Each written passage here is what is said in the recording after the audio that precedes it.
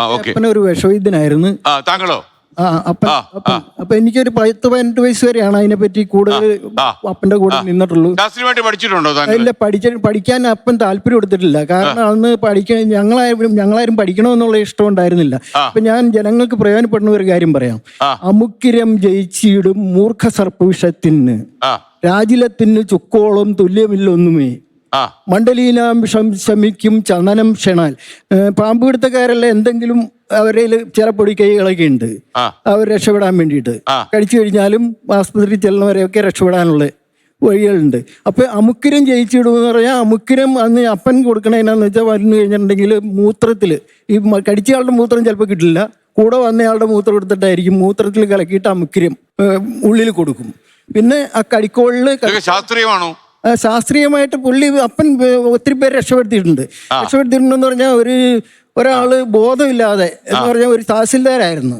ബോധമില്ലാതെ കൊണ്ടുവരുമ്പോൾ ചെയ്യേണ്ടതിനാന്ന് വെച്ചാൽ ഇത് മലയിഞ്ചി നട്ടു വളർത്തുമായിരുന്നു അപ്പൻ.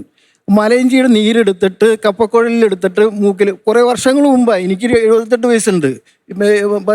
അപ്പൊ ഞാനൊരു 10-18 വയസ്സ് വരെയൊക്കെ ഇതിനെപ്പറ്റി അറിവുള്ളൂ. അപ്പൊ മലയിഞ്ചിയുടെ നീരെടുത്തിട്ട് മൂക്കിൽ നസ്യം ചെയ്യും, ഊതി കഴിയുമ്പോഴേക്കും ആള് ചാടി എണീറ്റ് കഴിഞ്ഞിട്ടുണ്ടെങ്കിൽ ഉടനെ പിന്നെ ജലധാര ആൾക്കാരെ തെറ്റിദ്ധരിപ്പിക്കാൻ പാടില്ല. ശരിക്കും പറഞ്ഞു കഴിഞ്ഞാൽ നമ്മൾ ട്രഡീഷണൽ മെഡിസിൻസിനെ ഒരിക്കലും നിശിതമായി വിമർശിക്കണ്ട. ആയുർവേദവും ട്രഡീഷണൽ മെഡിസിൻസും ഒക്കെ പണ്ട് മുതലേ നമ്മൾ യൂസ് ചെയ്ത് വന്നിരുന്ന.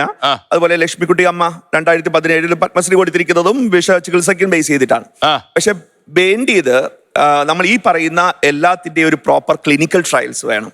അതായത് നമ്മൾ പരീക്ഷിച്ച് ഇത് എഫക്റ്റീവ് ആണോ എന്ന് തെളിയിക്കേണ്ട ഉത്തരവാദിത്വം നമുക്കുണ്ട്. അതുപോലെ എല്ലാ പാമ്പ് കടിയും നേരത്തെ പറഞ്ഞ പോലെ തന്നെ വിഷം നമ്മുടെ ശരീരത്തിനകത്ത് കയറണമെന്ന് നിർബന്ധമില്ല. കാരണം ഇപ്പൊ കോബ്ര അല്ലെങ്കിൽ ഈവൻ ക്രൈറ്റ് എന്ന് പറയുന്ന ശംഖുവരയൻ എന്ന് പറയുന്നതിന്റെ പല്ല് വളരെ ചെറുതായിരിക്കും, ന്യൂറോടോക്സിക്കാ. അതിൻ്റെ അകത്ത് നമുക്ക് മനസ്സിലാവും. ന്യൂറോടോക്സിക് എന്ന് പറഞ്ഞു കഴിഞ്ഞാൽ നമ്മുടെ സ്കിന്നിൽ ടച്ച് ചെയ്താൽ നമുക്ക് അറിയാൻ പറ്റും. അപ്പൊ വളരെ ഡെർമിസ് എപ്പിഡെർമിസ് ആ പൊസിഷനിലേക്ക് എൻ്റർ ചെയ്യിപ്പിക്കാൻ പറ്റുന്ന ഒരു വെനം ഇൻകോപ്പറേഷൻ മാത്രം അതിന് ചെയ്താൽ മതി. വൈപ്പർ എന്ന് പറഞ്ഞാൽ ഹീമോടോക്സിക് ആണ്, ഡെപ്തിലേക്ക് ശരിക്കും വെനം ഇറക്കണം. അപ്പൊ ഇതിനെ ബേസ് ചെയ്തിട്ടാണ് സിസ്റ്റം ഉള്ളത്. പക്ഷേ സംഭവിക്കുന്നത് എന്താ ചോദിച്ചു കഴിഞ്ഞാൽ കോബ്ര നമ്മളെ കടിക്കുമ്പോൾ എല്ലാ സമയത്തും മസിൽസിലേക്കോ വീനസ് ബ്ലഡിലേക്ക് കയറണമെന്ന് നിർബന്ധമില്ല. അപ്പൊ ഈ ഡ്രൈ ബൈറ്റ് കേസസ് നമുക്ക് ഈ പറഞ്ഞ ചികിത്സാ രീതി കൊണ്ട് ചിലപ്പോൾ എഫക്റ്റീവ് ആണെന്ന് ഡോക്യുമെന്റ് ചെയ്തിട്ടുള്ളത് കൊണ്ടാണ്. പക്ഷേ ഈ ഡോക്യുമെന്റേഷൻ ശരിക്കും എഫക്റ്റീവ് ആയിട്ട് നമ്മൾ സയന്റിഫിക്കലി പ്രൂവ് ചെയ്യണം.